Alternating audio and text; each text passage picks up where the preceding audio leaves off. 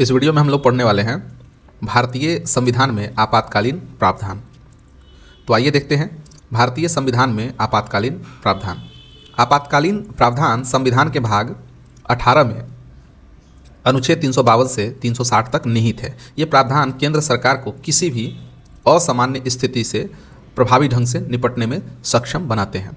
Doctor B.R. Ambedkar ने इन प्रावधानों को संवैधानिक व्यवस्था को बनाए रखने के लिए महत्वपूर्ण सुरक्षा उपाय माना, लेकिन उन्होंने इसे एक डेड लेटर के रूप में देखा जिसका सहारा केवल अत्यंत असाधारण परिस्थितियों में ही लिया जाना चाहिए। आपातकाल के दौरान केंद्र सरकार सर्वशक्तिमान हो जाती है और राज्य पूर्ण रूप से केंद्र के नियंत्रण में आ जाते हैं। आपातकाल के प्रकार देखें तो संविधान में 3 प्रकार की आपात स्थितियां हैं। पहली तो राष्ट्रीय आपातकाल अनुच्छेद 352, युद्ध, बाह्य आक्रमण या सशस्त्र विद्रोह की स्थिति में।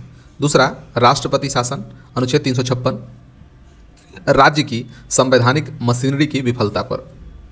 तीसरा वित्तीय आपातकाल 360 अनुच्छेद, जब भारत की वित्तीय स्थिरता या ऋण को खतरा हो। तो राष्ट्रीय आपातकाल देखें, यदि भारत की सुरक्षा संपूर्ण या आंशिक रूप से युद्ध, बाह्य आक्रमण या सशस्त्र विद्रोह के खतरे में हो तो राष्ट्रपति जो है राष्ट्रीय आपातकाल की घोषणा कर सकते हैं। अनुच्छेद 352 के तहत राष्ट्रपति द्वारा निम्नलिखित में से किसी भी आधार पर राष्ट्रीय आपातकाल की घोषणा की जा सकती है। युद्ध, बाह्य आक्रमण या सशस्त्र विद्रोह। राष्ट्रपति अपने विवेक से उपरोक्त तीनों में से किसी भी आधार पर राष्ट्रीय आपातकाल की घोषणा नहीं कर सकते, बल्कि ऐसा तभी कर सकते हैं जब उन्हें केंद्रीय मंत्रिमंडल के ऐसा करने के निर्णय के बारे में लिखित रूप से सूचित किया जाए। मूल संविधान में आंतरिक अशांति के आधार पर भी राष्ट्रीय आपातकाल की घोषणा की जा सकती थी, लेकिन 44वें संविधान संशोधन अधिनियम 1978 के अनुसार जब राष्ट्रीय आपातकाल आंतरिक अशांति के आधार पर नहीं बल्कि सशस्त्र विद्रोह के आधार पर घोषित किया जा सकता है। राष्ट्रपति किसी भी समय राष्ट्रीय आपातकाल की घोषणा वापस ले सकता है। यदि राष्ट्रपति 1 महीने के भीतर घोषणा वापस नहीं लेते हैं तो उन्हें 1 महीने के भीतर संसद के दोनों सदनों द्वारा अनुमोदित होना आवश्यक है, अन्यथा 1 महीने के बाद आपातकाल लागू नहीं रहेगा। एक बार स्वीकृत हो जाने पर आपातकालीन घोषणा 6 महीने तक लागू रहेगी तथा इसे अनिश्चित काल तक बढ़ाया जा सकता है। पूरे देश के लिए राष्ट्रीय आपातकाल घोषित करना आवश्यक नहीं है। यह घोषणा देश के किसी भी हिस्से तक सीमित हो सकती है। इसका प्रभाव देखें तो संघ कार्यपालिका को राज्यों को निर्देश देने की शक्ति प्राप्त है। उन्हें अपनी कार्यकारी शक्ति का उपयोग कैसे करना चाहिए। संसद को राज्य सूची के किसी भी विषय पर कानून बनाने की शक्ति प्राप्त है। राष्ट्रपति आदेश द्वारा केंद्र और राज्यों के बीच वित्तीय संबंधों में परिवर्तन कर सकते हैं। अगला, संसद को लोकसभा का कार्यकाल बढ़ाने का अधिकार प्राप्त है। मौलिक अधिकार स्वतः निलंबित हो जाते हैं। संविधान में निहित राष्ट्रीय आपातकाल की घोषणा राष्ट्रपति द्वारा 3 बार की गई है। पहला राष्ट्रीय आपातकाल 26 अक्टूबर 1962 को घोषित किया गया जब चीन ने नेफा और लद्दाख क्षेत्र पर हमला किया था। दूसरी घोषणा 13 दिसंबर 1971 को की गई जब पाकिस्तान ने भारत पर हमला किया। यह 27 मार्च 1972 तक लागू रही। तीसरी घोषणा 26 जून 1975 को आंतरिक अशांति की आशंका के आधार पर जारी की गई जो 21 मार्च 1977 तक लागू रहे। वित्तीय आपातकाल देखें तो राष्ट्रपति संविधान के अनुच्छेद 360 के तहत वित्तीय आपातकाल की घोषणा तब कर सकते हैं जब उन्हें विश्वास हो जाता है कि ऐसी स्थिति मौजूद है जो भारत की वित्तीय स्थिरता या साख के लिए खतरा है।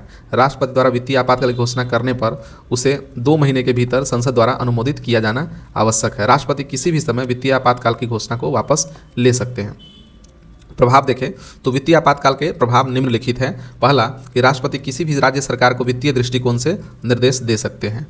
सर्वोच्च न्यायालय और उच्च न्यायालयों के न्यायाधीशों तथा संघ और राज्य सरकारों के अधिकारियों के वेतन में कटौती की जा सकती है। राष्ट्रपति को राज्य सरकारों को यह निर्देश देने की शक्ति प्राप्त है कि राज्य के सभी वित्त विधेयक उनकी स्वीकृति से विधानसभा में प्रस्तुत किए जाएं तथा राष्ट्रपति केंद्र और राज्यों के बीच धन के विभाजन से संबंधित प्रावधानों में आवश्यक संशोधन कर सकते हैं। राज्यों में आपातकाल देखें तो अनुच्छेद 356 केंद्र को किसी राज्य में राष्ट्रपति शासन लगाने का अधिकार देता है जब उसकी संवैधानिक मिशनरी विफल हो जाती है। इसे राज्य आपातकाल या संवैधानिक आपातकाल के रूप में भी जाना जाता है। राष्ट्रपति शासन किसी राज्य में संवैधानिक संकट के दौरान लगाया जाता है जो आमतौर पर राजनीतिक अस्थिरता, त्रिशंकु विधानसभा या कानून व्यवस्था की विफलता के कारण होता है। राष्ट्रपति शासन के संवैधानिक प्रावधान देखें तो अनुच्छेद 355, इसमें कहा जाता है कि राज्यों को बाह्य आक्रमण और आंतरिक अशांति से बचाव का संघ का कर्तव्य है। 356 में राष्ट्रपति शासन का प्रावधान है, यदि संवैधानिक तंत्र विफल हो जाता है तो राष्ट्रपति राज्य के कार्यों को अपने हाथ में ले लेता है। अनुच्छेद 357 देखें तो राष्ट्रपति शासन के दौरान राष्ट्रपति राज्य के लिए शक्तियां सौंप सकते हैं या कानून बना सकते हैं। अनुच्छेद 365 देखें, यदि कोई राज्य संघ के निर्देशों का पालन करने में विफल रहता है तो इसे संवैधानिक तंत्र की विफलता माना जा सकता है। राष्ट्रपति शासन लागू करने के आधार देखें तो अनुच्छेद 356, यदि राष्ट्रपति इस बात से संतुष्ट हो कि कोई राज्य सरकार संविधान के अनुसार कार्य नहीं कर सकती है, राज्यपाल की रिपोर्ट के साथ या उसके बिना भी।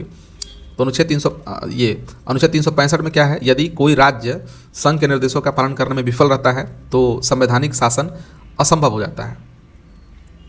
अगला देखें तो संसदीय अनुमोदन और राष्ट्रपति शासन की अवधि, तो इसे 2 महीने के भीतर दोनों सदनों द्वारा अनुमोदित किया जाना चाहिए। यदि लोकसभा भंग हो जाती है तो 30 दिन राज्यसभा के अनुमोदन के अधीन है। तो ये है, एक बार में 6 महीने के लिए संचालित होता है, जिसे हर 6 महीने में संसदीय अनुमोदन से 3 वर्ष तक बढ़ाया जा सकता है। 1 वर्ष से अधिक विस्तार केवल तभी अनुमत है जब राष्ट्रीय आपातकाल लागू हो। राष्ट्रपति द्वारा संसद की मंजूरी के बिना कभी भी इसे रद्द किया जा सकता है। राष्ट्रपति शासन की आलोचनाएं देखें तो बार बार दुरुपयोग 100 बार से अधिक बार लागू किया गया। इंदिरा गांधी ने इसका प्रयोग 39 बार किया 1966 से लेकर 77 के बीच। अक्सर विपक्षी राज्यों के विरुद्ध होता है। सत्ता का केंद्रीयकरण यह आलोचना की जाती है, केंद्र को मजबूत करके संघवाद को कमजोर करता है। लोकतांत्रिक व्यवधान, निर्वाचित सरकारों को निलंबित करना, प्रतिनिधियों को दरकिनार करना। इसका राजनीतिक पूर्वाग्रह, अक्सर अस्थिरता या अस्पष्ट जनादेश जैसे अस्पष्ट आधारों पर थोपा जाता है। राष्ट्रपति शासन पर प्रमुख मामलों को देखें तो एस आर बोमई बनाम भारत संघ 1994 का मामला है। राष्ट्रपति शासन न्यायिक समीक्षा के अधीन है, मनमाने ढंग से लागू होने पर इसे रद्द किया जा सकता है। इसके बाद रामेश्वर प्रसाद केस 2006 का मामला, राष्ट्रपति शासन की सिफारिश वस्तुनिष्ठ मानदंडों पर आधारित होनी चाहिए, न कि केवल केंद्र की व्यक्तिपरक राय पर। राष्ट्रपति शासन पर आयोग की सिफारिशों को देखें तो सरकारी आयोग है, अनुच्छेद 356 का प्रयोग केवल अंतिम उपाय के रूप में करे, राज्य को पूर्व चेतावनी दे। फिर उसका पुंछी आयोग, राष्ट्रपति शासन पूरे राज्य के बजाय स्थानीय स्तर पर यानी कि जिला राज्य हिस्से में लागू किए जाए। राष्ट्रपति शासन का प्रभाव देखें तो राज्य का शासन राज्यपाल के माध्यम से केंद्र के सीधे नियंत्रण में आता है। राज्य की कार्यकारी शक्तियाँ राष्ट्रपति को हस्तांतरित हो जाती है। मंत्रिपरिषद भंग हो जाता है। विधानसभा निलंबित भंग की जा सकती है। संसद राज्य के लिए कानून बनाने और बजट बनाने का कार्यभार संभालती है। राष्ट्रपति राज्य के लिए अध्यादेश तब जारी कर सकते हैं जब संसद सत्र में न हो। संविधान में इन प्रावधानों को शामिल करने के पीछे तर्क यह है कि देश की संप्रभुता, एकता, अखंडता और सुरक्षा, लोकतांत्रिक राजनीतिक व्यवस्था और संविधान की रक्षा की जा सके।